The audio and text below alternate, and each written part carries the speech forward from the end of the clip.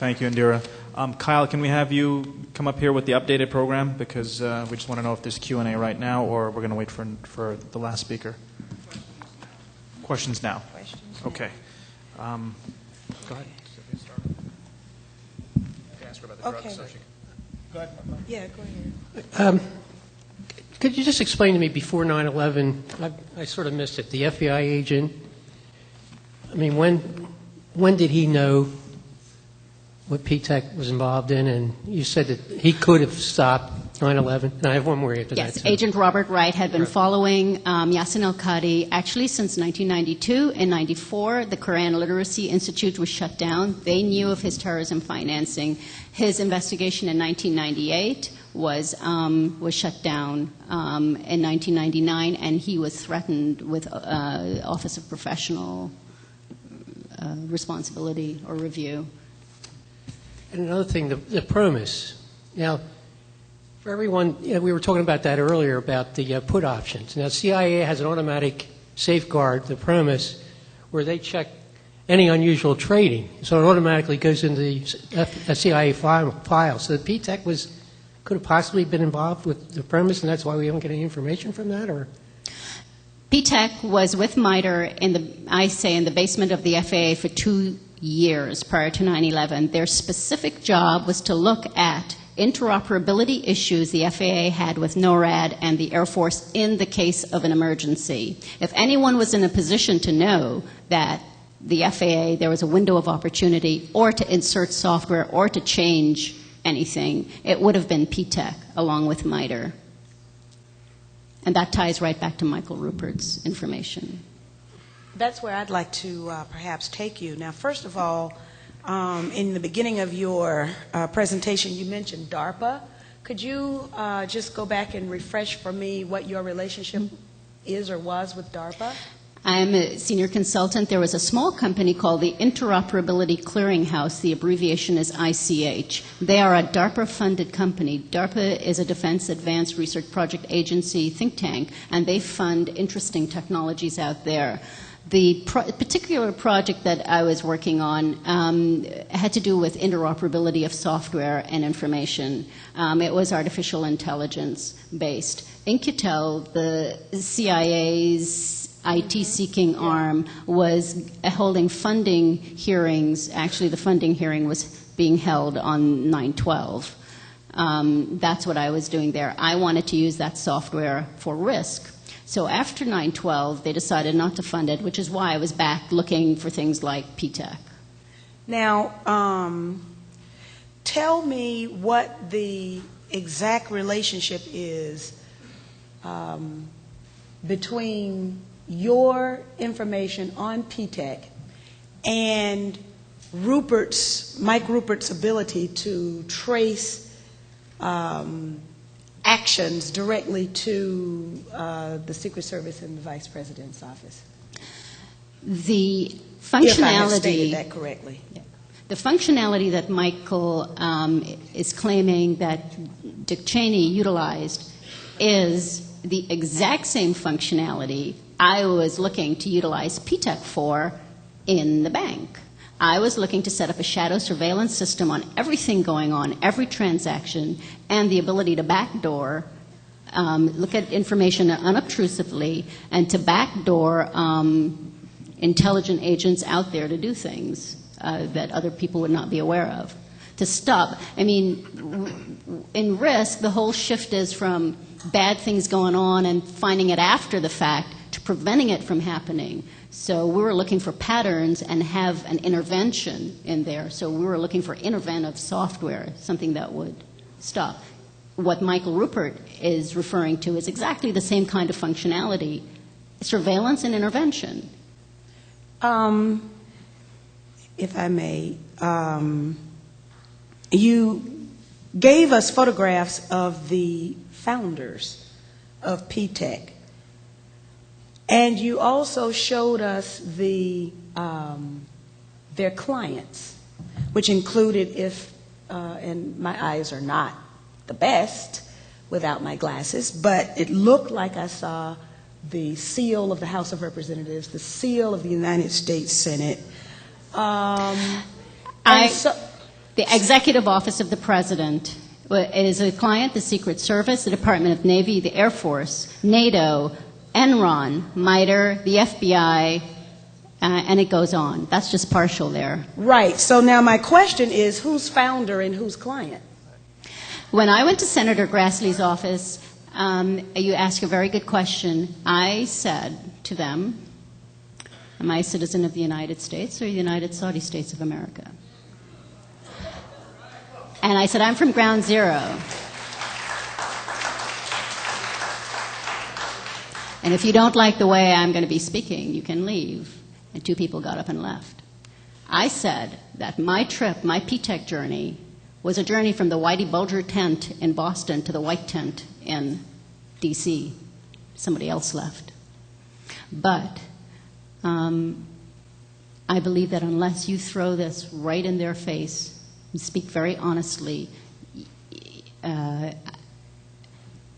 they will not get it that you know what's going on.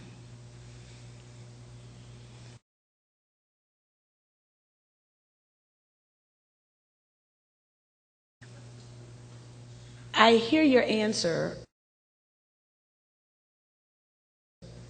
or your response, but I don't know if that answered my question, or maybe my question doesn't. I apologize. Need an answer. I think I will hand the microphone over to my co-commissioner here for a few questions. Sure, you can articulate your question. 2 things. I made a comment in the beginning that when you come to deep political relationships, the idea of nation-state sort of gets fuzzy and loses meaning. Would you agree with that? Now I understand Cindy's question. Who's really behind PTEC is the question, right. Correct? I asked that of many intelligence people who came to my aid as I was being blacklisted, and I was told, Indira, it is a CIA clandestine op on the level of Iran-Contra. And I have reason to believe this because CARE International, that was mentioned in one of the slides, is a renamed version of Al-Kifa, which was the funding arm for WTC 93. Prior to Al-Kifa, it was called Maktab al-Khidamat, which was the funding arm for the Afghani Mujahideen. It was how the monies got to Osama bin Laden through the Pakistani ISI. I asked the FBI in Boston, how come MAK was being run out of PTEC and 9/11? And that jived with a lot of what Intel was telling me, that it's a CIA front, shut up and go away. At that level, I said, well, why doesn't the FBI take advantage of their celebrated differences with the CIA? And I was told, because at that level, they work together. They are not. That's exactly right. That's the answer to my question. Thank you. Just one quick question. Let me ask her, and then you can get Ruppert. Indra, you seemed really eager to want to mention some angle with drugs, and I had to cut you off for the sake of time. Can you do so in about 60 seconds? Just your thesis about what drugs have to do with what you're talking about. It's more than a thesis. Joe Bergantino, when PTEC fell into his lap, they paid for private investigators to follow a couple of the PTEC people, and it did go to a mob-run warehouse area, and the reports came back that basically it was a drop shipment place for drugs. That was turned over to the Boston FBI. 2 weeks ago, Joe told me, Indira, what do you do in this country when all of this information, this source data, documents, go into a big black hole in the FBI, never to be seen again? Thank you. I've got a really scary question to ask about when I go back to Congress, but I want to bring it's really scary, but I want to bring Mike Ruppert in, who wants to add a few points to what you've said. Thanks.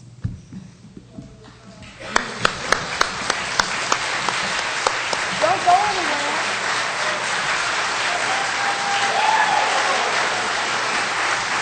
Indira. Don't go away. What's happening for you? Don't let her go away. Very quickly to add to this, in Crossing the Rubicon, I have one whole chapter on promise, but promise, which stands for Prosecutors Management Information System, PROMIS, which was its original name in the early 1980s. Appears in about, I have 32 chapters in the book, and PROMIS appears in probably 11 of them. Now, what Cynthia was asking and what you were talking about, and to illustrate the case, there's another company that you and I are extremely familiar with called DynCorp. Oh, gosh, yes. Which has been very closely connected. I wrote a major expose on PROMIS in October of 2000 after the National Security Staff of the Royal Canadian Mounted Police came to ask me questions about how their PROMIS software got compromised. The story's on the From the Wilderness website. But DynCorp, aside from being everywhere and doing everything possibly dirty, DynCorp also operates the telephone systems for the United States House of Representatives and the United States Senate. The billing records are maintained by an Israeli company called Amdocs, which monitors every phone call called, every phone call placed, every bill, every time, the duration of every call, who made the call, et cetera, et cetera, et cetera. We know that DynCorp has PROMIS. And this is where I truly wish our dear friend and colleague Catherine Austin Fitz were here today, because I would speak this on her behalf, because she was my teacher on this. What we see is that all these government agencies, as a result of PROMIS and PROMIS progeny, PROMIS enhanced versions with artificial intelligence being in the hand of private corporations, has turned the entirety of the United States government into a franchise feeding trough for the benefit of private corporations. The government belongs to private corporations. When you consider that another company known to have PROMIS, aside from DynCorp, is Lockheed Martin, on whose board of directors sat Lynn Cheney, the vice president's wife, until he took office. She was also in the PEOC Presidential Emergency Operations Center with her husband on the morning of 9/11. How did she get in? She didn't hold a government office. But if you consider the two companies, Lockheed Martin and DynCorp, control all the financial auditing of the Department of Defense, the Departments of Housing and Urban Development, about 10 other departments in the U.S. government, and the fact that the Pentagon has lost, quote unquote, $3.3 trillion of your money through the accounting system that they refuse to account for. The money just disappeared. That also is PROMIS software in action. All of these agencies are not only compromised, and it was a great terminology. You called it surveillance and intervention. That's a great word for going in the back door, stealing the money, moving the data around, and doing everything they can do. This software allows the compromise. No wonder you can't trust the government. And I'm sure that I have spoken. I know other members of Congress. I actually do. I've spoken to many other members of Congress. And this member here, who will be back, and God bless you,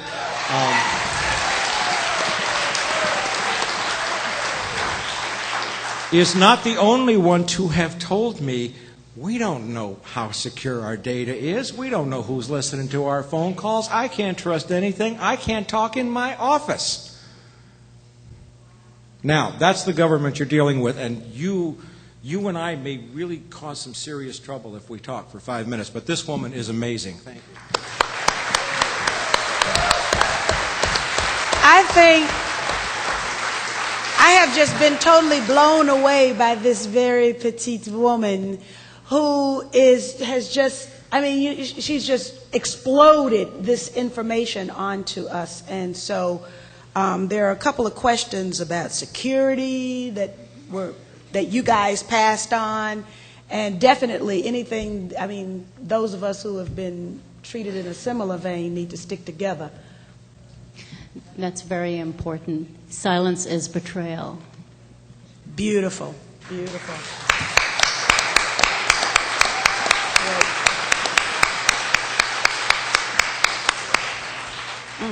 It's frightening. Any more questions? I think we're going to... Yes. Questions. Questions. People from the audience who have questions. Yeah, we have about 5 minutes. We have about 5 minutes. What did Grassley say? Senator Grassley assigned me a Secret Service agent, and... assigned you? Yes, assigned me and the PTEC issue a Secret Service agent to investigate the FBI's bungling into PTEC and what was really going on. Charlie hung out with me for until the anniversary last year, when I told him I had stumbled onto the drugs and that they were giving a free pass to all those affiliated with terror financing for 9/11, and that my promise to him to go away until they could clean up the mess was no longer on the table. We had a very, very in-depth exchange where he basically broke down and admitted a lot of things to me, which I probably need to tell Cynthia in private. But he corroborated. He said, it's all corrupt. It's all corrupt. Yes. I challenged him on the 28 redacted pages, and he said, you're right, you've got it right. So, is there someone who has collected the questions? Right here. Oh, you got a microphone up. Yeah, I'm Nico Haupt, aka Ewing 2001. I'm with INN Verb Report. We're also doing a great event on September 11. Please check out the Village Voice. You'll find information. I would like to go back to your conclusion on PTEC. I also investigated on them on 2002, but only from 50% from what you find out. I think it is clearly indication that it is a CIA front, especially if you look into the board of directors of Booz and Hamilton, where you see James Woodsey, ex-CIA and PNAC, but also MITRE, which operates basically as an unofficial front since years. So I would like to hear a kind of final statement of if you see it either as a cover front for terror organizations, because I think it's a cover to just come to the conclusion they could provide information for terrorists. Then you provide somehow the official myth that we're leaking out organizations to terror organizations, while in reality the U.S. government founding or implementing them. I think you're right. I think that the terror economy is being used by the political economy in place. And yours and mine, our currency is the US dollar. Their currency is drugs. I stumbled into the drugs for weapons deals. This is no different than Iran-Contra. In fact, the same names that were around there are affiliated with PTEC. The same illegal clandestines are affiliated behind the scenes with PTEC. You also investigate on Yasser Qadi, because he's also more government near than just for the golden chain. I mean, he's both bin Laden near and government. Yes. And there's a big cover up on his business. So Yassin Qadi is on the same level as Rajhi, and Khalid bin Mahfouz the same level of importance in Saudi Arabia. Okay, Nico, we got 2 minutes, so next question. Is there a connection between this software and the old Inslaw software? The old Inslaw software is Promise. PTEC is actually a more sophisticated version. It's a place, PTEC in its heart is software that builds other software with such capability. So it's a more agile, adaptable version of it. Thank you. Next question. To shift a little, I'd like to ask the Representative McKinney, what teeth will this particular commission have in the end on righting things with the corruption in the government as it is today? Can we just save that for at the end? I just want to take advantage of Indira. Okay, and then I promise to remind Cynthia to address that. I'll just say it Oh, go quickly. ahead. Yeah, Carol Betts is going to make a presentation after we finish with Ms. Singh, and that will exactly be her subject matter. Indira, Michael Caine, I had the pleasure of coincidentally running into you down at Ground Zero at one of our truth vigils. And I've been looking at your work and mainstream coverage of it quite a bit. My question is that, to my understanding, I believe some of your information, well-documented litigation quality information, made its way into some lawsuits.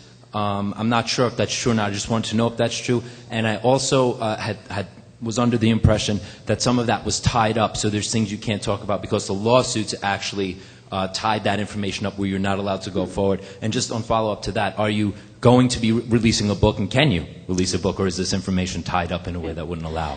I am going to do my best to make sure that the information on PTEC doesn't get tied up in litigation. the litigation referred to the fact that my apartment at Ground Zero is contaminated and my lungs are damaged and all of that stuff. But I have been looking for a whistleblower attorney to sue J.P. Morgan for what they have done. Last question, and then we're going to pause for a break. Miss, I find this presentation very explosive, and I would like, my head cannot contain much of what I'm hearing now. Is there any way I can get to read something, you know? And look, tell me all you know, I won't tell. Absolutely. You can go to the citizenwatch.org website, and it will have my presentation, a separate press release that goes into far more detail than this. Yes. And in terms of a book, Penguin said they could not publish my book because they could not guarantee my safety, so I am going to keep knocking on doors. Okay, so go to Citizens Watch for the time being. Yes. First of all, I'd like to thank everybody for this commission today. Second of all, I would like to ask, is there any links in your investigation with PTEC, the investigations of Ellen Mariani, Bank of Credit and Commerce, which has also been under investigation for 10 years, I believe, for the different drug operations? Oh, the good old BCCI, Bank of Crooks and Criminals Incorporated, absolutely. Thank you for bringing that up. That was something I omitted. Yes, it goes back to the same names. That was a CIA clandestine operation, and yes, it's, yes. Is there a linkage with Carlyle? Oh, yes, absolutely. And the sad thing about Carlyle is watch their offshore Cayman Island, Bahamas shells that they're setting up now with other Middle Eastern countries. In other words, folks, the same thing is still going on. The terror economy is alive and well and being exploited against us. And tax-free. Tax-free. All right, Kyle? Okay. How's everybody feeling? We were going to take a break, but we're... You want to keep going? That's what I thought. Keep going! That's Yay! what I thought. Yes. That's what I figured. Okay, we're going to now bring out, thank you very, very much, Indira Singh. What a courageous, courageous woman.